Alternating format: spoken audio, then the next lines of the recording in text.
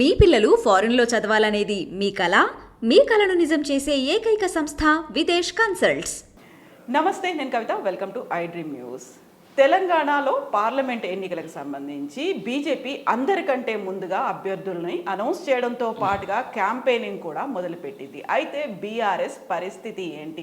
ఎందుకని అభ్యర్థులు కావాలను అన్నట్టుగా ఉంది అక్కడ పరిస్థితి? వెనకడుగేస్తున్నారు. ఇప్పటికైతే కేవలం 4 మాత్రమే అనౌన్స్ చేశారు. మిగతా 13 స్థానాల పరిస్థితి ఏంటి? ప్రస్తుతం మనతో పాటుగా ఉన్నారు పొలిటికల్ అనలిస్ట్ ఘంటా చక్రపాణి గారు. చక్రపాణి గారు, నమస్కారం అండి. నమస్తే అండి. సో చాలా కాలం తర్వాత పాలిటిక్స్ గురించి మనం మాట్లాడుకుంటున్నాము. తెలంగాణ పాలిటిక్స్ అనేవి ఇప్పటికీ ఆల్మోస్ట్ ఒక 90 రోజులు అవుతుందా? ఆల్మోస్ట్ 90 రోజులు అవుతుంది. వీళ్ళు అనుకున్న 100 రోజుల టార్గెట్ గురించి మాట్లాడుకోవాలి. At the same time parliament ఎన్నికలకు సంబంధించి ఏ పార్టీలు ఎక్కడున్నాయి అసలు? ఇప్పుడు మీరు ఇందాక చెప్తున్నట్టుగా ఎన్నికలకు సంబంధించి, లోక్సభ ఎన్నికలకు సంబంధించి భారతీయ జనతా పార్టీ మొట్టమొదటిసారిగా దక్షిణ భారతదేశం అంతటా, అదేవిధంగా ముఖ్యంగా తెలంగాణలో దూకుడు మీద వెళ్తుందని చెప్పొచ్చు. అంటే జాతీయ స్థాయిలో వాళ్ళు మన దాదాపు 3 ఒక వంతు సీట్లు 125 సీట్లు ప్రకటించిన 195 సీట్లు ప్రకటించిన తర్వాత అనూహ్యంగా తెలంగాణలో కూడా 8 సీట్లను వాళ్ళు డిక్లేర్ చేసినారు. దాంట్లో ఏవైతే కాంప్లికేటెడ్ అనుకున్నామో అటువంటి మల్కాజ్గిరి లాంటిది కూడా ప్రకటించి ఒక ఇండికేషన్ ఇచ్చారు. మోడీ, బీజేపీ నమ్ముకున్న వాళ్ళకు ఎటువంటి అన్యాయం జరగదు. ఎందుకంటే అప్పటికే ఈటెల రాజేందర్ గారు కొంత సొన్నాయి నొక్కులు నొక్కుతున్నారు. నాకు ఇక్కడే గౌరవం ఉండే, అక్కడ గౌరవం లేకుండే, ఇక్కడ ఇది ఉండే, అక్కడ అది ఉండే. సో ఎందుకో బీజేపీకి ఈటెల రాజేందర్ గారి పట్ల ఒక గురి, ఆ గురి ఉంది అనే సంగతి ప్రపంచానికి తెలియాలంటే ముందు మనం మల్కాజ్గిరి క్లియర్ చేయాలా. ఎందుకంటే అక్కడ చాలా బలమైనటువంటి జాతీయ బీజేపీ నాయకులు పోటీ పడుతున్నారు. మురళీధరరావు లాంటి వాళ్ళు. మురళీధరరావు గారు దాదాపు 40 ఏళ్ళ నుంచి పూర్తి స్థాయి కార్యకర్తగా ఉన్నటువంటి వ్యక్తి. సో ఇటువంటి పరిస్థితులలో బీజేపీ ఎటువైపు ఉంటుంది అనేది ఒక ఇండికేషన్ ఇవ్వడం కోసం కొత్త వాళ్ళ, పాత వాళ్ళ అనే సంబంధం లేకుండా నమ్మి వచ్చినటువంటి వాళ్ళకు మేము ఎటువంటి అన్యాయం చేయము అనేటువంటి పద్ధతిలో ఒక 3 సీట్లను ఆ రోజు ప్రకటించారు. 3 అటువంటి సీట్లు. మిగతా 3 సీట్లు వాళ్ళ ఇప్పటి వరకు ఉన్న ఎంపీలు సిట్టింగ్లో ఉన్నప్పటికీ కూడా ఆ రోజే చేరినటువంటి బీబీ పాటిల్కి నిన్న చేరినాడు. ఆయనకి ఇవాళ సీట్ ఇచ్చినారు. 24 గంటల లోపే ఆయన సీట్ డిక్లేర్ చేసినారు.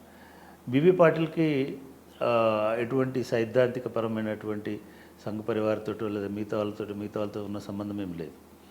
అట్లాగే పి రాములు గారు నాగర్ కర్నూలులో చేరిన 2వ రోజు ఆయన కొడుకు సీట్ డిక్లేర్ చేసినారు. అంటే ఈ 3 సీట్లతోటి ఏమి ఇండికేట్ అవుతున్నది అని అంటే, ఎవరైతే నమ్మకం పెట్టుకుంటారో వాళ్ళను మేము నిలబెడతాము, వాళ్ళకి ఎటువంటి నమ్మక ఘాతుకం కలిగించేటువంటి అవకాశం లేదు, వాళ్ళ నమ్మకాన్ని నిలబెడతామనేటువంటి ఇండికేషన్ ఇచ్చినారు. 2వది బీసీలకు, మాదిగలకు కూడా ఒక స్పెషల్ ఇండికేషన్ ఇచ్చినారు. రాములు గారు చేరేటప్పుడు చెప్పినటువంటి మాట, మాదిగల కుల విభజనకి, ఉపకులాల విభజన, మాలా మాదిగ విభజనకు సంబంధించి భారతీయ జనతా పార్టీ కట్టుబడి ఉంది కాబట్టి మేము చేరుతున్నామని చెప్పారు. ఆ ఓట్లు చాలా ఎక్కువ నగర్ కర్నూలు కాన్స్టిట్యున్సీలో. అందులో గతంలో మందకృష్ణకు కూడా ఇచ్చినటువంటి ఒక మాట, ఆ హామీ దాన్ని రిఫ్లెక్ట్ చేసేటట్టుగా ఆయనతోటి చెప్పించారు. అట్లాగే బీసీలకు సంబంధించినంత వరకు కూడా ఈటెల రాజేందర్కు ఎనలేని ప్రాధాన్యత ఇచ్చినట్టు లెక్క. అంటే ఎందుకంటే ఆయన 2 సీట్లలో ఓడిపోయినాడు. చాలా పెద్ద ఎత్తున డబ్బులు ఖర్చు పెట్టుకున్నాడు. అసలు అక్కడ ఎవరు పట్టించుకోరని అనుకున్నారు. బండి సంజయ్కి ఆయనకి వైరం నడుస్తుందని అనేటువంటి ఒక ఇది వినబడింది. అదే కాకుండా మురళీధరరావు గారికి ఆయనకి మధ్యలో కూడా ఈ సీటు విషయంలో వివాదం అనేది వచ్చింది. అయినప్పటికీ ఆయన ముందుగా డిక్లేర్ చేసి బీసీలో కూడా ఒక రకమైనటువంటి ఆత్మవిశ్వాసం కల్పించడానికి ప్రయత్నం చేశారు. అదేవిధంగా బూర నరసయ్య గారు. అంటే ఓవరాల్గా చూసుకుంటే ఇవాళ సీట్లు వచ్చినటువంటి బీజేపీకి సంబంధించినటువంటి వాళ్ళలో సిట్టింగ్లు మినహా మిగతా అన్ని ఒక సామాజిక న్యాయ ధోరణితోటి, పాపులారిటీతోటి, అదేవిధంగా ఆ క్యాండిడేట్స్కి ఉన్నటువంటి గుణగణాలతోటి లేదా బ్యాక్గ్రౌండ్ తోటి, గుణగణం అంటే గుణగణాల గురించి మనం చెప్పలేము, కానీ వాళ్ళకు ఉన్నటువంటి మా ఫాలోయింగ్ తోటి వీళ్ళు వెళ్తున్నట్టుగా మనకు కనబడుతుంది. బీజేపీ విపరీతమైనటువంటి ఒక ఆత్మవిశ్వాసం. వీళ్ళు అనౌన్స్ చేయడమే కాకుండా ఒక 2 రోజుల్లోనే నరేంద్ర మోడీ గారు వచ్చి 2 రోజులు ఇక్కడ ఉండి 2 మీటింగ్లు అటెండ్ చేసి పోయినాడు. అది కూడా అధికారిక కార్యక్రమం అని చెప్తూనే కూడా ప్రచారం చేసుకుంటూ అది ఒకవైపు అధికార కార్యక్రమం చేసుకుంటూనే దానికి ధీటుగా ప్రచారం చేసుకొని ఇవాళ ప్రచారంలో కూడా మళ్ళీ అధికారిక కార్యక్రమంలో ఉన్నటువంటి అన్ని అంశాలని లేవనెత్తేటువంటి విధంగా ఆయన ప్రచారం చేసుకుంటూ ఒక ఊపు తీసుకురావడానికి ఒక సింక్రనైజ్ చేయడానికి మీరు ప్రధానమంత్రి మోడీ మాట్లాడుతున్నటువంటి మాటలను కూడా చూస్తుంటే అసలు విపరీతమైనటువంటి కాన్ఫిడెన్స్ ఇస్తున్నాడు. తెలుగులో మాట్లాడుతున్నాడు. మోడీ గ్యారంటీ అంటే ఖచ్చితంగా పూర్తి అవుతుందనే గ్యారంటీ అని చెప్తున్నాడు. లేదా నా కుటుంబం అంటున్నాడు. నా కుటుంబం లేదని తిడుతున్నారు అంటే చాలా సెంటిమెంట్స్ కూడా ఉపయోగిస్తున్నారు. వీళ్ళదేమో కుటుంబమే వీళ్ళ రాజకీయమో, నాకు కుటుంబం లేదని తిడుతున్నారు, మీరందరూ నా కుటుంబమే, 140 కోట్ల మంది నా కుటుంబం అని చెప్తారు. ఇది ఒక రకంగా జనానికి దగ్గర అవ్వడానికి చాలా ఉపయోగపడేటువంటి ప్రచారం చేస్తున్నాడు. ఇకపోతే మీరు బీఆర్ఎస్ గురించి అడిగారు. బీఆర్ఎస్ ఎందుకో వాళ్ళు ముందు మొత్తం డిస్మెంటిల్ చేసుకొని మళ్ళీ కొత్త రూపంలోకి వద్దామని అనుకుంటున్నారేమో నాకు అర్థం కావట్లేదు. వాళ్ళు అనౌన్స్ చేస్తున్నటువంటి క్యాండిడేట్స్ కానీ, వాళ్ళ ధోరణి కానీ, వాళ్ళ వైఖరి కానీ చాలా ఉదాసీనతతో కూడుకొని ఉంది, నిరుత్సాహంతో కూడుకొని ఉంది అనేది అర్థం చేసుకోవచ్చు. కేటీఆర్ గారు, హరీష్ గారు ప్రెస్ మీట్లలో మాట్లాడుతున్నటువంటి ధోరణిలో పార్టీ నడవడం లేదు. పార్టీలో ఉన్నటువంటి పరిణామాలు కూడా మనం గమనించినట్టయితే క్యాండిడేట్స్ని వెతుక్కోవాల్సి వస్తుంది. ఎవరు అసలు ఎందుకు వెతుక్కునే పరిస్థితి దాకా తీసుకొచ్చుకున్నారు?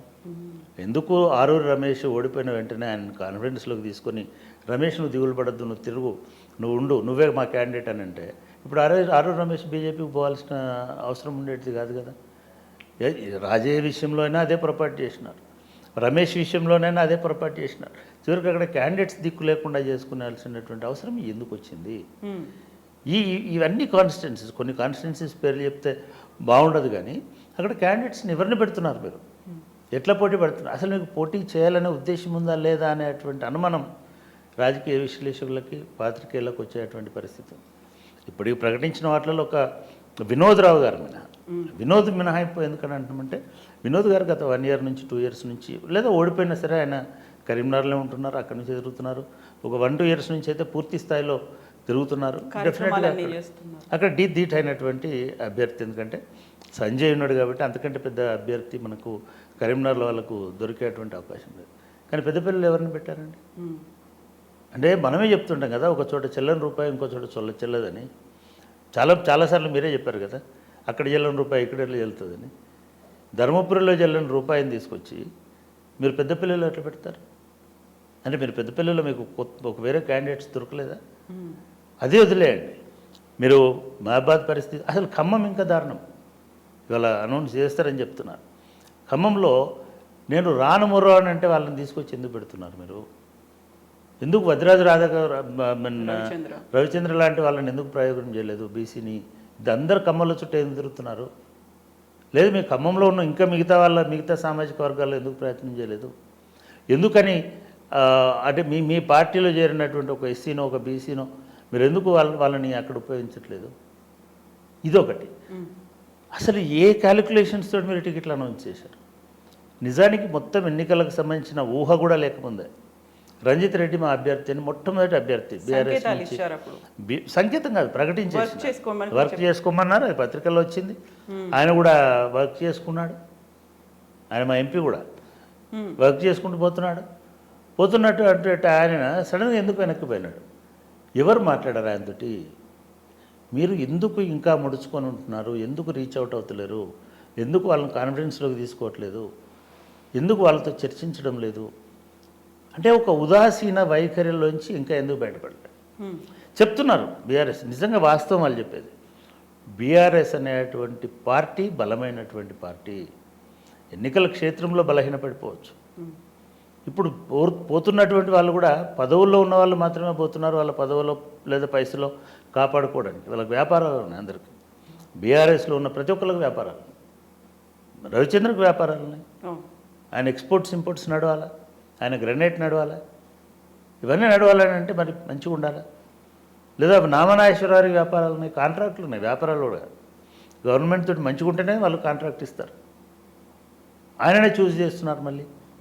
అట్లాగే రంజిత్ రెడ్డి గారికి వ్యాపారాలు ఉన్నాయి. అఫ్కోర్స్ ఆయన కోళ్ళ ఫారాలు మిగతా ఇటువంటి వ్యాపారాలు ఏమైనా ఉండొచ్చు. కానీ ఎందుకు భయపడుతున్నాడు రంజిత్ రెడ్డి గారు? అసలు ఎందుకు మీరు ప్రకటించినారు ముందుగా? ఎందుకని మీరు సవితా రెడ్డి గారి అబ్బాయిని కాన్ఫిడెన్స్లోకి తీసుకోలేకపోయినారు? కార్తిక్ రెడ్డి. అదే కార్తిక్ రెడ్డి 10 ఏళ్ళ నుంచి అడుగుతున్నాడు కదా, 5 ఏళ్ళ నుంచి అడుగుతున్నాడు కదా మిమ్మల్ని. ఆయన ఎమ్మెల్యే చేసి సమితిని ఎందుకు పెట్టుకోలేకపోయినారు? ఎందుకు మీరు అక్కడ ఉన్నటువంటి తీగల కృష్ణారెడ్డి గారిని కానీ లేదా లక్ష్మారెడ్డిని మన సునీత మహేందర్ రెడ్డిని కానీ వీళ్ళతోటి ఎందుకు కూర్చొని మాట్లాడి హడావిడిగా 3 రోజులకు మంత్రిని ఇచ్చినారు భయపడి? అంటే మీ బలహీనత ఏమిటో మహేందర్ రెడ్డికి అర్థమవుతోంది. మీరు భయపడి రేవంత్ రెడ్డిని ఓడించాలని అంటే మహేందర్ రెడ్డి సహకరించలేదని చూపించాలి కాబట్టి మీరు ఆయనకు హడావిడిగా 4 రోజులలో మంత్రిని చేసినారు. అసలు ఎంత నిర్దాక్షిణ్యమైన పద్ధతిలో పార్టీని ఆర్గనైజ్ చేస్తున్నారు అనేది ఎందుకో వాళ్ళ స్వయంకృతాపరాధం కనబడుతుంది ప్రతి దాంట్లో కూడా. ఎన్నికలు అంటే ఓకే జరిగిపోతాయి, సరే దానిలో పెద్దగా మెజారిటీ వచ్చింది కూడా లేదు. నేను ఒకటే చెప్తున్నా, బీఆర్ఎస్కి ఇప్పటికి కూడా ఆదరణ ఉంది. మీరు కేవలము 3 ఏళ్లలో పడగొడతాము, నెల రోజుల్లో పడగొడతాము, వీళ్ళు 1 year కూడా ఉండరు, ఇట్లాంటివి కాదు మనం చేయాల్సిందే. ఇప్పుడు బీఆర్ఎస్ చేయాల్సింది అది కాదు. మీరు ఎట్లా ఒక ప్రత్యామ్నాయంగా నిలబెడతారు? పడగొట్టడం కోసం కాదు, నిలబడడం కోసం ఆలోచించండి అని చెప్తారు. పడగొట్టడం కోసం తర్వాత ఆలోచించవచ్చు. రెండోది, మీరు నిలబడకపోతే వాడు పడిపోయినా కూడా మళ్ళీ మీరు నిలదొక్కునే అవకాశం ఉండదు. అవతల వాళ్ళు పడిపోయినా కూడా వాళ్ళు పడిపోయినా మళ్ళీ మీరు ప్రజల తరఫున నిలబడాలని మీరు గట్టిగా ఉండాలి కదా. ఆ ప్రయత్నం చేయడంలో బీఆర్ఎస్ విఫలమవుతుంది, నాయకత్వాన్ని అందించడంలో విఫలమవుతుంది. ఓడిపోయిన తర్వాత నుంచి సమీక్షలు పెట్టుకొని ఎందుకు ఓడిపోయినా మాట్లాడుకొని ఉల్టా మనమే ఎక్కువ మాట్లాడి వాళ్ళని తక్కువ మాట్లాడించి ఇవన్నీ జరిగినాయి. పార్టీ ప్రక్షాళనకి ఈ 3 నెలలు శ్రద్ధ పెట్టి ఉంటే కొత్త నాయకత్వం అనేది ఖచ్చితంగా వచ్చేది. కొత్త నాయకత్వం వస్తే ఈ పాత వాళ్ళను పట్టుకుని వేలాడాల్సినటువంటి అవసరం ఉండకపోయేది. ఖమ్మం జిల్లా రాజకీయాలలో ఖమ్మంలో అసలు మొట్టమొదటి పొరపాటు ఏం చేసినారు వీళ్ళు? శ్రీనివాసరెడ్డి గారిని వదులుకోవడం మొట్టమొదటి పొరపాటు. ఎవరిని అండతోటి వదులుకున్నారు? పువ్వాడ నాగేశ్వరరావు గారి అబ్బాయి పువ్వాడ అజయ్ ఏదో మొత్తం మనకి సమస్తం సమకూరుస్తాడు అనుకొని పొంగులేటి శ్రీనివాసరెడ్డిని నిర్లక్ష్యం చేసినారు. సరే, పొంగులేటి శ్రీనివాసరెడ్డి అంతకంతకు ప్రతీకారం తీర్చుకున్నారు. పొంగులేటి శ్రీనివాసరెడ్డిని మీరు గౌరవించి ఉంటే ఇవాళ ఖమ్మంలో కాదు, మీరు రాష్ట్రంలో అధికారంలోకి వచ్చేది. ఎందుకంటే చాలామంది చెప్తున్నారు 10 మందిని పొంగులేటి శ్రీనివాసరెడ్డి గెలుపుకున్నాడని. అడుగు పెట్టనివ్వను అనే మాట కూడా చెప్పాడు. అసెంబ్లీ గేట్ ముట్టనివ్వని అన్నాడు. మీరు ఆ రోజు నెక్స్ట్ డే అన్నారు గేట్ ముట్టనివ్వని అన్నావు కదా, మాకు ఒక ఆయన గెలిచినాడు, పాయ వెంకట్రావు గెలిచినాడు, అట్లాంటిది ఏదో పేరు తెల్ల వెంకట్రావు గెలిచినాడు అని అన్నారు. ఇప్పుడు తెల్ల వెంకట్రావు ఎవరు గేటు తడుతున్నాడు? అసెంబ్లీ గేటు తట్టట్లా, రేవంత్ రెడ్డి గేటు తడుతున్నాడు. ఆయన పోయి అక్కడ చేరినాడు. అంటే పార్టీని ఇంత నిర్లక్ష్యం చేయడం అనేటువంటిది మీరు ఇంత చేస్తున్నారు కదా. ఖమ్మంలో ఎందుకని మీరు కందాల ఉపేందర్ గారిని ట్రై చేయట్లేదు? వాళ్ళిద్దరు ఖమ్మంలో పెడతారు, లేదా ఒకళ్ళైతే ఖమ్మం డిక్లేర్ చేస్తారు. ఈయన నేను చేయను మొర్రో అంటుంటే ఆయన రేపు ఉంటాడో ఉండడో కూడా తెలియదు. ఆయన ఎందుకు పట్టుకుంటున్నారు? ఒక రెడ్డిని ఎందుకు ట్రై చేయట్లేదు? డబ్బులు ఉన్నాయి ఆయనకి, లేదా ఆయన మొన్ననే ఓడిపోయినాడు, కొంత ధైర్యం ఇచ్చిన వాళ్ళు కూడా అవుతారు, లేదా ఓడిపోయిన వాళ్ళు అవసరం లేదనుకుంటే ఇంకొక నాయకత్వం ఎందుకు లేకుండా పోయింది ఖమ్మంలో? ఇది ఆలోచించుకోవాలి. అది ఖమ్మమైనా ఆలోచించుకోవాలా, అది పెద్దపల్లి అయినా ఆలోచించుకోవాలి, అది వరంగల్ అయినా ఆలోచించుకోవాలి, చేవెళ్ళ అయినా ఆలోచించుకోవాలి. 4 సీట్లను మీ చేతులా వదులుకుంటున్నారు. 4 కాదు, రేపు 11, 17, 16 అనౌన్స్ చేస్తే మీరు గెలవడానికి పోటీ చేస్తున్నారా, వదులుకోవడానికి పోటీ చేస్తున్నారా అనేది అర్థమయ్యేటువంటి అవకాశం లేదు. ఎందుకంటే ధీటుగా లేరు అభ్యర్థులు ఎవరు. ఎందుకు ఇప్పుడు మీకు మల్కాజ్గిరి అభ్యర్థి ఆల్రెడీ రంగంలోకి దిగినాడు, ఈటెల రాజేందర్. మీరు చెప్పండి ఆయనకు ఎవరు మీరు పోటీ పెడుతున్నారు? పంపించండి. ఎవరు పోటీలో లేని పెద్దపల్లికి ఎందుకు పంపించారు మొదలు క్యాండిడేట్ని? ఎవరు పోటీ లేనటువంటి మిగతా చోట్ల క్యాండిడేట్స్ ఎందుకు డిక్లేర్ చేస్తున్నారు? మల్కాజ్గిరి, సికింద్రాబాద్ ఇప్పటికి కూడా చెప్తున్నాను, ఇది వీళ్ళిద్దరు కనుక గట్టి క్యాండిడేట్స్ని కనుక పెట్టుకుంటే ఈ 2 చోట్ల డెఫినెట్గా ఒక ఆశ, బీఆర్ఎస్ అనేదానికి ఒక ఆదరణ, బీఆర్ఎస్ అనేది నిలబడడానికి తలెత్తుకుని ఉండడానికి అవకాశం ఉంటుంది. మళ్ళీ అదే కన్జర్వేటివ్, అదే కన్వెన్షనల్ పద్ధతిలో ఆలోచించి సారే చెప్పాలి, కారే పోవాలని అనుకుంటే అది ఎక్కడికి పోతుందో తెలియనటువంటి ఒక అయోమయం అయితే బీఆర్ఎస్లో కనబడతాం.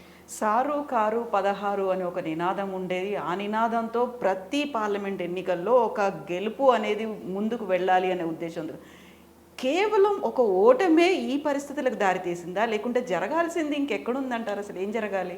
అంటే నిజానికి ఓటమి వల్ల ఇంత కలత చెందిన రాజకీయ పార్టీని నేను చూడలే. మ్మ్. అంతకు మించినటువంటి కారణం ఏదో ఉంది. ఓటమి నుంచి కసి ఉన్నవాడు పరిగెత్తుంటాడు, పడిపోతాడు, లేచి మళ్ళీ అంతకంటే ఎక్కువ పరిగెత్తి వాడిని వెనక్కి నెట్టాలనేటువంటి ఒక ప్రతీకారేచ్ఛ, ఒక కసి అనేటువంటిది కనబడుతుంది ఎనీ పోటీలో, ఏ పోటీలో. వీళ్ళకెందుకు అది లేకుండా పోయింది? ఎక్కడో లోపం జరుగుతుంది. పార్టీలో ఒక నాయకత్వ లోపమా, మ్మ్. లేదా వాళ్ళకు ఒక దిశానిర్దేశం చేసుకోగలిగేటువంటి స్థితి లేకపోవడమా, లేదా ఎవరు చెప్పాలి ఎవరు వినాలి అనేటువంటి సమస్య ఏమైనా ఉందా? ఇవేవి అర్థం కానటువంటి అయోమయంలో ఉంది. లేకపోతే పార్టీ ఇట్లా ఉండదు. చాలా పార్టీలు ఓడిపోతాయి. పార్టీ ఓడిపోవడం పెద్ద కష్టమైన విషయం కాదు. నిజానికి బీఆర్ఎస్ పార్టీకి చాలా చరిత్ర ఉన్న పార్టీ. 20 ఏళ్ళ ఉద్యమం చేసిన పార్టీ, 20 ఏళ్ళలో 10 ఏళ్ళ అధికారంలో ఉన్న పార్టీ. ఎన్టీ రామారావు ఇంత ఉద్యమం చేయాలి. అనవసరంగా ఎన్టీ రామారావుతో పోల్చుకుంటున్నాడు కేసీఆర్. ఎన్టీ రామారావు కంటే కేసీఆర్ చేసింది ఎక్కువ. తెలంగాణ అస్తవ్యస్తమైనటువంటి తెలంగాణ సమాజం మొత్తాన్ని ఆశ లేనటువంటి స్థితి నుంచి ఒక అద్భుతమైనటువంటి ఆశ కల్పించి ఉద్యమాన్ని తొలగించినటువంటి శక్తి ఉన్నటువంటి వాడు కేసీఆర్. ఎన్టీ రామారావు కేవలం గ్లామర్ తోటి వచ్చినాడు. గ్లామర్ తోటి వచ్చి ఎంతకాలం ఉన్నాడండి? 10 ఏళ్ళు కంటిన్యూస్గా లేడు. మీరు ఉన్నారు. 10 ఏళ్ళు కంటిన్యూస్గా ఉన్న వాళ్ళు కంటిన్యూస్గా 10 ఏళ్ళు రూల్ చేసింది మీరు ఒక్కలే. మీరు ఎన్టీ రామారావుతో పోల్చుకోవడం ఏంది? ఎన్టీ రామారావుకి తెలంగాణ అంటే లేదా ఆంధ్రప్రదేశ్ అంటే ప్రాణం ఇచ్చేవాళ్ళు ఎవరు లేకుంటారు. తెలంగాణ అంటే ప్రాణం ఇచ్చేవాళ్ళు వీళ్ళు ప్రతి ఊర్లో ఉన్నారు. వాళ్ళు మీ నైరాశ్యం చూసి ఆందోళన పడుతున్నారు. వాళ్ళు మీ క్రియాహీనతను చూసి ఆందోళన పడుతున్నారు.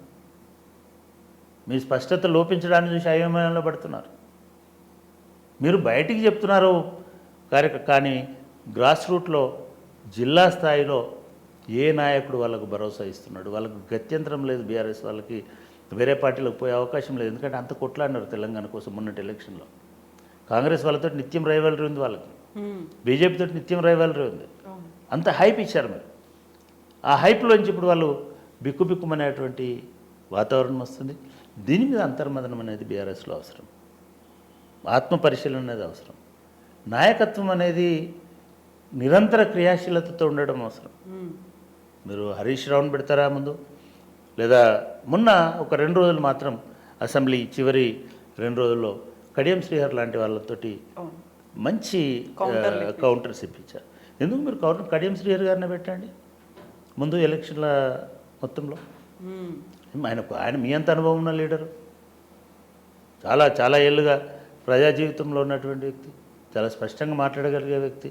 అది నీళ్ళ మీదైనా ఇంకో దాని మీదైనా ఆయన మంత్రిగా ఎక్స్పీరియన్స్, ఎడ్యుకేషన్ చేసినాడు, ఇరిగేషన్ చేసినాడు, చాలా రకాలైనటువంటి సాంఘిక సంక్షేమ శాఖ చేసినాడు, ఉప ముఖ్యమంత్రిగా చేసినాడు మీ హయాంలో. సో అంటే దిగాలు పడడం వలన మిగతా వాళ్ళకు అలసైపోతారు. అదొకటి గుర్తుపెట్టుకోవాలి. మీరు దిగాలుగా ఉన్నట్టుగా మీరు క్రియాశీలంగా లేకపోవడం వల్ల మీ కార్యకర్తలు దిగులు పడతారు. మీ కార్యకర్తలు పెడితే మీ క్యాండిడేట్స్ దిగులు పడతారు. ఆ దిగులతోటి పోటీకి కూడా ముందుకు రానటువంటి వాతావరణం రాకూడదు. నిజానికి మీకు పెద్ద బలం బీఆర్ఎస్కి ఉంది. ఈ పరిస్థితి ఏర్పడడానికి ప్రధాన కారణం అక్కడ బీజేపీయో కాంగ్రెస్ బలపడిందనా, లేకపోతే ఓటమి వస్తుంది అని ముందే ఎందుకు ఎక్స్పెక్ట్ చేస్తున్నారు? ఎందుకలా? మీరు ఒకటి సత్యం చెప్తానండి. మొన్న కాంగ్రెస్ గెలవడం కూడా వాళ్ళ బలంతో గెలవలేదు. మనం మొన్న అనుకున్నాం. అవును. బీఆర్ఎస్ వైఫల్యంతో కాంగ్రెస్ విజయం సాధించింది. మనం ఒక వీడియోలో కూడా ఒక ఇంటర్వ్యూలో చెప్పాను. ఎలా ఓడిపోవాలో ఆలోచించుకున్న రీతిలో ప్లాన్ చేసుకున్నట్టు ఓడిపోయినాడు కేసీఆర్ గారు. ఆయన ఒక 6 నెలల ముందు క్రియాశీలంగా ఉంటే 30 మందినో 40 మందినో మార్చుకొని ఆయన కొంత యాక్టివ్గా ఉండగలిగి రోజులకు ఒకసారో 2 రోజులకు ఒకసారో పబ్లిక్లో కనబడి ఉంటే రివ్యూ మీటింగ్లు కూడా పెట్టుకుని డెఫినెట్గా కాంగ్రెస్ వచ్చేటువంటిది కాదు. వాళ్ళ విమర్శలకు కౌంటర్ వేయడానికి కూడా వీళ్ళు నిరాకరించినారు. కౌంటర్ వేయడానికి కూడా, లేదా మాట్లాడడానికి కూడా, వివరణ ఇవ్వడానికి కూడా ఆసక్తి చూపించలేదు. అంటే అవతల వాళ్ళని ఒక గడ్డిపొచ్చలాగా పరిగణించినారు. దీన్ని ఎవరైనా అహంకారం అనుకుంటే అది వాళ్ళ తప్పు కాదు. ఇంకొక నాయకుడు ఎవరు మాట్లాడలేదు. మనం అనుకుంటున్నాం ఎమ్మెల్యేలు విచ్చలవిడి చేసినారని. విచ్చలవిడిగా అవినీతి చేసి ఉండొచ్చు, కాంట్రాక్ట్లు ఇచ్చి ఉండొచ్చు, ఇసుక దందాలు చేసి ఉండొచ్చు, లిక్కర్ దందాలు చేసి ఉండొచ్చు, కానీ విచ్చలవిడిగా మాట్లాడలేదు. నువ్వు వాళ్ళు నోరు మూసేసి బుర్రకు పని చెప్పుకుంటూ పోయినారు. నోరు కూడా మాట్లాడి ఉంటే, వాళ్ళందరూ కూడా మాట్లాడించుంటే మీ వాదన, మీ వాయిస్ అనేటువంటిది పోయేది. అది చేయలేదు. ఓడిపోయిన తర్వాత కూడా కవిత గారు తప్ప ఎవరు మాట్లాడుతున్నారు? కవిత రోజుకు ఒక ప్రెస్ కాన్ఫరెన్స్ పెడుతుంది, ఒక ట్వీట్ చేస్తుంది, ఒక డిఫరెంట్ ఇష్యూస్ మీద, డిఫరెంట్ అన్నెసెసరీ ఇష్యూస్ మీద. డైరెక్షన్ లేదు అనేది ఎందుకంటున్నామంటే, కేటీఆర్ గారు మాట్లాడుతున్నారు, ఆయన పన్నుల గురించి మాట్లాడినారు, ఎల్ఆర్ఎస్ గురించి మాట్లాడినారు, లేదా డబ్బుల గురించి మాట్లాడుతున్నారు, పెట్టుబడుల గురించి మాట్లాడుతున్నారు. ఆయన ఒక క్లారిటీతో ఒక పద్ధతిలో మాట్లాడుతున్నారు. హరీష్ రావు గారు అసెంబ్లీ మొత్తాన్ని మనం లెక్కేసుకుంటే అధికార పార్టీ మంత్రులు 6 ఎంత టైం తీసుకున్నారో ఒక్క హరీష్ రావు గారు వాళ్ళందరి వాదనల్ని సక్సెస్ఫుల్గా తిప్పికొట్టడానికి తీసుకున్నారు. అసెంబ్లీ తర్వాత మరి హరీష్ రావు గారు ఎందుకు కనబడుతున్నారు?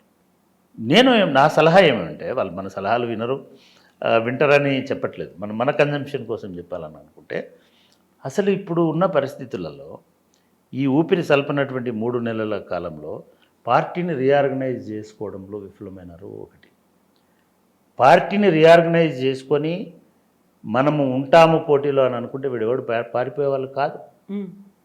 ఎటువంటి హామీ లేకుండా కూడా విత్డ్రా అవుతున్నారు. ఇప్పుడు మీరు గమనించండి, రంజిత్ రెడ్డికి ఎక్కడో హామీ ఇచ్చినారని నేను అనుకోవట్లేదు, కానీ రేపు అనూహ్యంగా ఆయన ఎక్కడి నుంచి పోటీ చేస్తాడో తెలియకుండా ఎట్లా తప్పుకున్నాడు అంటే ఆయనకి ఏదో ప్లాన్ ఉంది. అట్లే అదేవిధంగా మీరు వరంగల్ పరిస్థితి కూడా అట్లనే ఉంది. అంటే రేపు ఇప్పుడు ఇచ్చిన టికెట్లు ఇచ్చినా పోటీ చేస్తారా లేదా అనేటువంటి అనుమానం ఉంది. నామనాగేశ్వరరావు గురించి అనేక వార్తలు వస్తున్నాయి మీడియాలో. మీరు నామనాగేశ్వరరావుని ఎందుకు పట్టుకుంటున్నారు?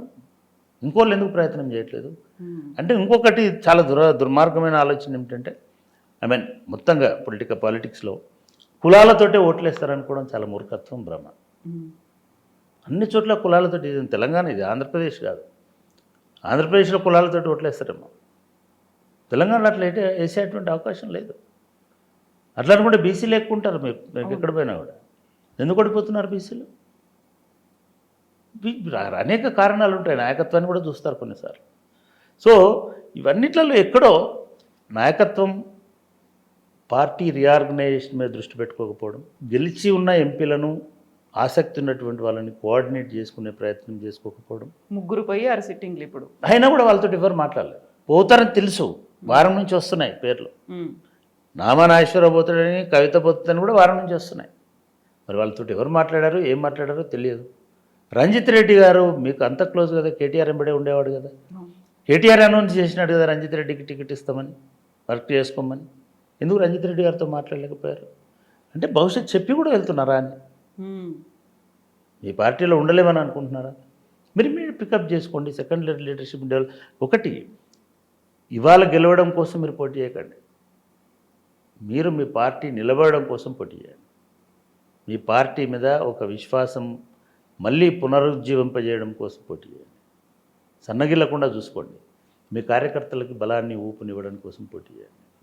వాళ్ళు వెళ్ళిపోతే మిమ్మల్ని ఎవరు కాపాడలేరు. వాళ్ళు నిలబెట్టుకోవాలని అంటే అటువంటి ఒక చైతన్యం, అటువంటి డైనమిజం ఉన్నటువంటి వాళ్ళని తీసుకొస్తే బీఆర్ఎస్కి ఎటువంటి డోకా ఉండదు. బీఆర్ఎస్కి ప్రజల మద్దతు, మీరు కాంగ్రెస్కి ఎన్ని ఓట్లు వచ్చినాయో బీఆర్ఎస్కి అన్ని వచ్చినాయి. మీరు సీట్లు వదిలేయండి, 1% కూడా తీసేయండి, అది పెద్ద లెక్కలోకి వచ్చేటువంటి విషయం కాదు. అదే అటువంటి అప్పుడు హాఫ్ ఆఫ్ ది మెజారిటీ మీకు ఉన్నప్పుడు మీరు ఎందుకు వరి అవుతున్నారు? ఎందుకు ఇంత డీలా పడిపోతున్నారు? ఈ పరిస్థితి చూసి, ఈ పరిస్థితిని గమనించి వాళ్ళ బీజేపీ టార్గెట్ చేస్తుంది ఏంటంటే, దూకుడుగా వెళ్ళి పాజిటివ్ వైబ్ అంటాం కదా, పాజిటివ్ వైబ్ తోటి వెళ్ళి చాలా కనెక్ట్ అవ్వడానికి ప్రయత్నం చేసి, ఇక్కడేమి మిగతా విషయాలు ఏమి రావట్లేదు. నార్త్లో ఉన్న ప్రచారానికి మన తెలంగాణలో జరుగుతున్నాయని తెలంగాణ డెవలప్మెంట్ మీదనే ఫోకస్ చేస్తూ ఉన్నారు. ఎన్ని డబ్బులు ఏ ఏ రంగాలకు ఇచ్చినారనేది చెప్పుకుంటూ పోతున్నారు. నాకే ఆశ్చర్యం వేస్తుంది. ఒక 1,50,000 కోట్లు దానికి ఇచ్చినాము, 1,70,000 కోట్లు దీనికి ఇచ్చినామని వాళ్ళ కిషన్ రెడ్డి గారు ఒక చిట్టా చదువుతున్నారు. అది సింక్రనైజ్ అవ్వడానికి, అది ప్రజలకు నాటుకోవడానికి ఒక ప్రయత్నం జరుగుతుంది. రెండో వైపు నుంచి మిగతా హిందుత్వ, మిగతాయి మాట్లాడకుండా రాముడిని పట్టుకొని వస్తున్నాం. హిందుత్వం అంటే తెలంగాణలో లేదా సౌత్లో పెద్దగా సింక్రనైజ్ అవ్వదు, అది ఇంకదు. అదే రాముడు అని అంటే కనెక్ట్ అవుతారు. తీసుకొస్తున్నాను. స్వయంగా చెప్తున్నాడు, నేను రాముడికి గుడి కట్టిస్తున్నాను గ్యారంటీ ఇచ్చిన, ఆ గ్యారంటీ నేను నిలబెట్టుకుంటున్నా. అక్కడి వరకు చెప్తున్నా. అక్కడ మళ్ళీ లింక్ కూడా పెడుతున్నారు, తెలంగాణతో లింక్ ఉంది అని. పెడుతున్నారు. తెలంగాణకు మీకు స్తంభం ఇచ్చినారు, మీకు ధ్వజం ఇచ్చినారు, ఇంకోటి ఐ మీన్ అట్లా జనాలలోకి పోవడానికి ఇంకా రేపు ఎక్కువ మీటింగులు, ఎక్కువ కాన్సన్ట్రేషన్ వాళ్ళు తెలంగాణ మీద పెట్టేటువంటి అవకాశం ఉంటుంది. దీనిలో 2 ప్రయత్నాలు చేస్తున్నారు. భారీగా బీఆర్ఎస్ ఓట్లను మళ్లించుకోవాలి, కాంగ్రెస్ వ్యతిరేకంగా ఉన్న బీఆర్ఎస్ ఓట్లను. బీఆర్ఎస్కి ఇప్పుడు ఉన్నటువంటి ప్రమాదము బీజేపీతోటే. చాలా పెద్ద మొత్తంలో వీళ్ళు ఎందుకు ట్రై చేస్తున్నారు సిట్టింగులతో పాటు ఎంపీటీసీలు, జడ్పీటీసీలు వాళ్ళు కనెక్ట్ అయి ఉన్నారు బీఆర్ఎస్తో ఉన్నటువంటి వాళ్ళందరినీ కూడా లాక్కోవచ్చు. వాళ్ళకి క్యాడర్ లేదు బీజేపీకి. ఏదో అక్కడిక్కడ ధార్మిక సంస్థలు లేకపోతే మిగతా వాళ్ళు ఉన్నారేమో, భక్తులు ఉన్నారేమో, న్యూట్రల్ ఓటర్లు ఉన్నారేమో, సంఘ్ పరివార్కి సంబంధించినటువంటి ఇన్ఫ్లుయెన్స్ ఉన్నటువంటి వాళ్ళు ఉన్నారేమో. కానీ రాజకీయాల్లో బూత్ లెవెల్లో నిలబడి కొట్లాడేటువంటి లేదా ప్రచారం చేసేటువంటి ఒక బలం కావాలి. ఆ బలం కోసము ఇప్పుడు ఇక్కడ ఉన్నటువంటి సిట్టింగ్లను న్యూట్రలైజ్ చేయడం, లేదా సిట్టింగ్లను డైరెక్ట్గా మార్చుకోవడం. మీరు బీపీ పాటిల్ అంటాన్ని పట్టుకొచ్చి ఆయనకు భాష రాదు, తెలంగాణతో సంబంధము లేదు అని చెప్తున్నారు. ఆయన వ్యాపారాలన్నీ కర్ణాటకలో ఉంటాయని చెప్తున్నారు. అటువంటి ఏరియాలో ఒక్క నాయకుడు డెవలప్ కాకుండా ఎందుకు నిర్లిప్తంగా ఉన్నారు? ఇన్నేళ్ళు, 10 ఏళ్ళు, 2 సార్లు ఎంపీ ఆయన, 10 సంవత్సరాలు అక్కడ ఇంకొక మనిషి లేడు. ఆన్ ది స్పాట్ ఇమ్మీడియట్గా మీరు 2వ లీడర్షిప్ ఉండుంటే ఇవాళ అక్కడ ఆ వాతావరణం ఉండేది కాదు. ఆ పార్టీ క్యాడర్ అంతా కూడా ఆయనతోటి సన్నిహితంగా ఉన్నారు. మీకు ఎవరు ఎమ్మెల్యేలు లేరు ఇప్పుడు అక్కడ. మీరు అందరూ మేము దాదాపు 4 ఓడిపోయినట్టున్నారు అక్కడ, 4, 5. సో ఇటువంటి వాతావరణంలో ఇమ్మీడియట్గా ఆల్టర్నేటివ్స్ని, అది కూడా ఇమ్మీడియట్ ఎలక్షన్ ఆల్టర్నేటివ్ కాదు, ఇంకో 10 ఏళ్ళ వరకు లాంగ్ టర్మ్ మీరు మళ్ళీ అసెంబ్లీ ఎలక్షన్స్కి టార్గెట్ చేసుకొని కనుక మీరు ఆల్టర్నేటివ్స్ని వెతుక్కుని ఉంటే బాగుండేదని నేను. వాట్ అబౌట్ కాంగ్రెస్ అయితే రేవంత్ రెడ్డి అనౌన్స్ చేసేసాడు వంశీచంద్ర రెడ్డి మహబూబ్ నగర్ ఎంపీ క్యాండిడేట్గా. మిగతా వాటికి సంబంధించి పోటీ అనేది బీజేపీతో ఉంటుందా, బీఆర్ఎస్తో ఉంటుందా? అంటే నేనేమంటున్నానంటే కాంగ్రెస్ పార్టీ అసెంబ్లీలో గెలిచినంత ఈజీగా ఇప్పుడు గెలుస్తారని అనుకోవడానికి అవకాశం లేదు. మీరు మహబూబ్నగర్ విషయం తీసుకొచ్చినారు. నిజంగా కూడా మహబూబ్నగర్లో ఇప్పటికైనా సరే బీఆర్ఎస్ తాత్సారం చేయకుండా వాళ్ళు ఒక బలమైన క్యాండిడేట్ లక్ష్మారెడ్డిని పెడతారా, లేకపోతే మాజీ మంత్రి శ్రీనివాస్ గౌడ్ గారిని పెడతారా, లేదు ఇంకెవరినైనా పెడతారా? ఇప్పుడు మొదలు పెట్టండి. మీకేం పోయింది? కాంగ్రెస్లో అంటే పోటీ ఉంది, మీకు పోటీ లేదు కదా. ఎవరిని పెట్టినా కూడా మిగతా రీచ్ అవుతారు కదా. ఆ పని చేసుకుని ఉంటే బాగుండేది. వంశీచంద్ర రెడ్డిని పెట్టడమే కాదు, గెలిపించుకునేటువంటి బాధ్యత కూడా రేవంత్ రెడ్డి తీసుకుంటాడు. ఆయన ఇన్ఛార్జ్ కూడా ఆ పార్లమెంట్ కాన్స్టిట్యున్సీకి. మీరు పోటీకైనా ఉండాలి కదా. బీజేపీలో ఉత్సాహం ఉంది, పోటాపోటీ నడుస్తుంది అక్కడ. అరుణ గారికి జితేందర్ రెడ్డి గారికి మధ్యలో పెద్ద ఎత్తున ఆయన వాళ్ళిద్దరే కాకుండా ఇంకో 3వ పేర్లు కూడా వినబడుతున్నాయి అక్కడ. మీకు ఎవరు లేరాడ. అదే దాని పక్కన నాగర్ కర్నూలులో కూడా ఇవాళ వరకు మీరు క్యాండిడేట్ ఎవరో చెప్తలేరు. మీకున్న అదొక ఎస్సీ కాన్స్టిట్యున్సీ, మీకేం పోటీ ఉంది అక్కడ? మీరు ఎవరు అనుకుంటారో వాళ్ళని పేరు చెప్పేస్తే వాళ్ళు పోయి పని చేసుకుంటారు. మీరు అక్కడ మీనమేషాలు లెక్కించాల్సిన అవసరం ఏముంది? ఆల్రెడీ పోయి ఇప్పుడు మీరు ఆలస్యం చేస్తే ఏంటంటే ఈ రాములు ఆ జడ్పీటీసీలను, ఎంపీటీసీలను, మీతో ఉన్నటువంటి వాళ్ళందరినీ ఇది చేసుకునే అవకాశం ఉంటుంది. అంటే అట్లా అంటే కరీంనగర్లో ఎట్లాగైతే మీరు చేశారో మిగతా చోట్ల చేయలేకపోవడానికి కారణం ఏంటి? నిజామాబాద్ చూడండి. ఇవాళ నిజామాబాద్లో ఎంత అయోమయం అంటే అక్కడ ఎవరో ఒకరు మీరు నాయకత్వంలోకి రానియలే. గత 5 ఏళ్ళుగా మళ్ళీ కవిత వస్తారని అనుకున్నారు. ఇప్పుడు కవిత వెళ్తే కష్టం వచ్చేటువంటి పరిస్థితి ఉంది అనేటువంటిది, నష్టం కలిగే పరిస్థితి అని అనుకుంటున్నారు. ఆమె కూడా విముఖంగా లేరని మీరు చెప్తున్నారు. మరి ఎవరు పోటీ చేస్తారు? కనీసం ఎవరికో హింట్ ఇస్తే 2-3 మీరు బలోపేతం చేయండి, మన వాళ్ళు జారిపోకుండా చూడండి, లేదా ఇంకోటి చేయండి అనే అవకాశం ఉంది. మీరు ఇదే అయోమయం మీకు కాంగ్రెస్లో కూడా ఉంది. కాంగ్రెస్లో ఈరోజు వరకు ఎవరు అభ్యర్థి, అది కరీంనగర్లో ఎవరు, వరంగల్లో ఎవరు, మహబాద్ ఎవరు, ఖమ్మం ఎవరు, పెద్దపల్లి ఎవరు, చివరికి మల్కాజిగిరి ఎవరు అనే విషయాల మీద క్లారిటీ లేదు. వాళ్ళు 2 పేర్లు 3 పేర్లు పంపించిన వాళ్ళల్లో కూడా అంత పసవున్న వాళ్ళు బలం ఉన్న వాళ్ళు ఎవరు లేరు. కరీంనగర్ ప్రవీణ్ రెడ్డి గారి పేరు చెప్పారు. ప్రవీణ్ రెడ్డి గారు ఒక కాన్స్టిట్యున్సీలోనే ఓడిపోయినటువంటి వ్యక్తి గతంలో. ప్లస్ ఆయనకి ఉన్న వనరులు కానీ మిగతాయి కానీ ఆయనకు మిగతా నియోజకవర్గాలతో రీచ్ దానికంటే రాజేంద్ర రావు గారు ఇంకా బెటరు. వెల్మ సామాజిక వర్గము ఒక 3-4 కాన్స్టిట్యున్సీలలో అంతకుముందు చొప్పదండిలో ఆయన పని చేసుకున్నాడు. బహుశా పోటీ కూడా చేసినట్టున్నాడు గతంలో. అదేవిధంగా వాళ్ళ ఫాదరు జగపతిరావు గారు కరీంనగర్ నుంచి గతంలో ప్రాతినిధ్యం వహించినాడు. లేదా ఓవరాల్గా వెల్మ కమ్యూనిటీలో ఉన్నటువంటి ఒక ఇది ఉంది. సో ఇవన్నిటిని పరిగణలోకి తీసుకోవాల్సి ఉంది. కాంగ్రెస్ పార్టీ కూడా తాత్సారం చేస్తుంది. నాకు ఆశ్చర్యం వేస్తుంది. నిన్న మన వాళ్ళు రిలీజ్ చేస్తున్నటువంటి దానిలో దగ్గర 10 మంది రెడ్లు ఉన్నారు. అంటే ఇట్లా ఉండకపోవచ్చు, వాళ్ళ పంపినట్టే లిస్ట్ ఉంటుందని అనుకోవడానికి వీల్లేదు. రెండవది, కాంగ్రెస్ పార్టీలో అంటే చాలా ఆశ్చర్యకరమైనటువంటి విషయం ఏంటంటే డబ్బుల కొరత ఉంది కాబట్టి మీరు బలమైన నాయకులని పైసలు ఉన్న వాళ్ళకే టికెట్లు ఇస్తామనేటువంటి ఒక బేరం నడుస్తున్నారు. సో అట్లా పైసలు ఉన్న వాళ్ళకే టికెట్లు అనేసరికి మరి ప్రవీణ్ రెడ్డి దగ్గర పైసలు లేవు, రాజేంద్రరావు దగ్గర పైసలు ఉన్నాయి. అదేవిధంగా ఇవాళ మీరు వరంగల్ లాంటి పరిస్థితిలో వరంగల్ ఎవరికి ఇస్తారు? మీరు డిప్యూటీ సీఎంగా పనిచేసిన రాజయ్యకి ఇస్తారా? లేదా పాత రాజయ్యకి, సిరిసిల్ల రాజయ్యకి ఇస్తారా? అద్దంకి దయాకర్ పేరు కూడా అంటే ఇక్కడ దళిత్ కాన్స్టిట్యున్సీలో ఒక ప్రాబ్లం ఉంటుంది. ఒక రెడ్డికి ఇచ్చినంత ఈజీగా, ఒక వెలమకి ఇచ్చినంత ఈజీగా దళితులకి టికెట్లు అనౌన్స్ చేసే అవకాశం ఉండదు. ఎందుకంటే దళితుల్లో 2 వర్గాలు బలంగా కనబడుతుంటాయి. ఉన్నాయి 3 కాన్స్టిట్యున్సీలు. సాంప్రదాయంగా ట్రెడిషనల్గా ఏమవుతున్నాయంటే 2 మాదిగ సామాజిక వర్గానికి, ఒక మాల సామాజిక వర్గానికి వస్తుంది. అద్దంకి దయాకర్కి ఒక ప్రధానమైనటువంటి అడ్డంకి ఎవరంటే రవి గారు కాంగ్రెస్ పార్టీకి ఆబ్లిగేషను, రేవంత్ రెడ్డి కూడా మల్లు రవి గారు ఆబ్లిగేషన్. రవి గారు ఈ అడ్డంకి వస్తుందేమో అనుకొని ఆయన పదవులు కూడా వదిలేసి ఇంకోటి వదిలేసి నేనే ఆయన అక్కడ ప్రచారం చేస్తున్నాను. కానీ ఆశ్చర్యకరంగా ఆ కాన్స్టిట్యున్సీలో కూడా మాదిగ పాపులేషన్ ఎక్కువ. పోనీ అద్దంకి దయాకర్ని వరంగల్లో తీసుకొస్తామని అంటే 2 మాలలు అవుతారు. అటు రవి నుంచి ఇక్కడ అద్దంకి దయాకర్ని ఇక్కడ 2 మాలలు అయితే మాదిగల నుంచి తీవ్రమైనటువంటి వ్యతిరేకత వచ్చే ప్రమాదం ఉంది.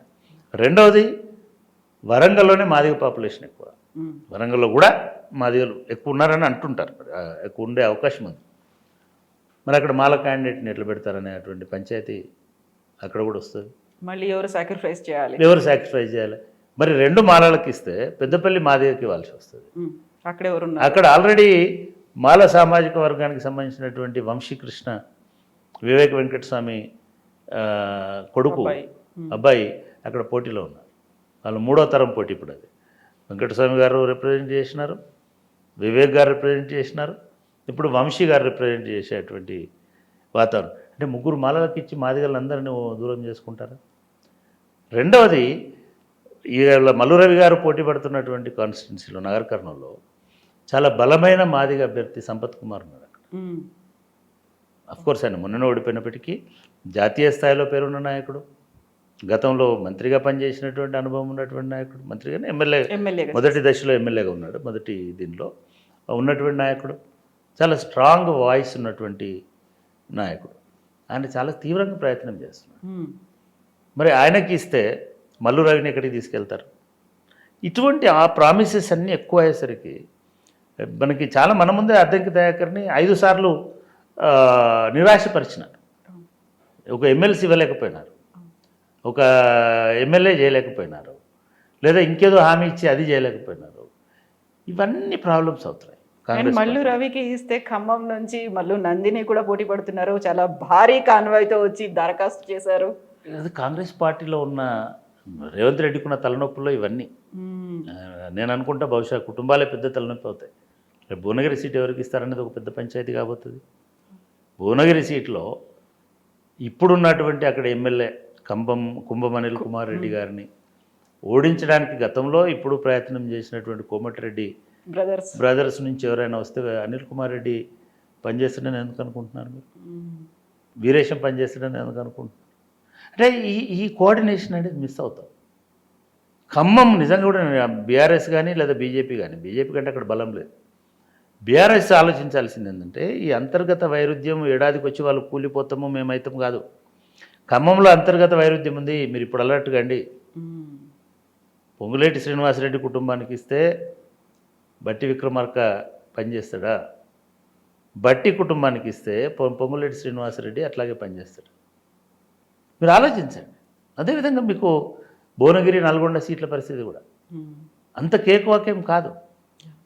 సో ఇటువంటి వైరుధ్యాలు ఉన్నటువంటి సమస్యల వల్ల కాంగ్రెస్ పార్టీ టికెట్లు డిలే అవుతున్నాయి. కాంగ్రెస్ పార్టీలో టికెట్లు అంత ఈజీ కాదు, కోఆర్డినేషన్ అంత ఈజీ కాదు. రెండోది ఈ పెద్ద లీడర్లు అందరూ అసెంబ్లీలో ఉన్నారు ఇప్పుడు. అది గెలిచినా ఒకటే, గెలవకపోయినా ఒకటే.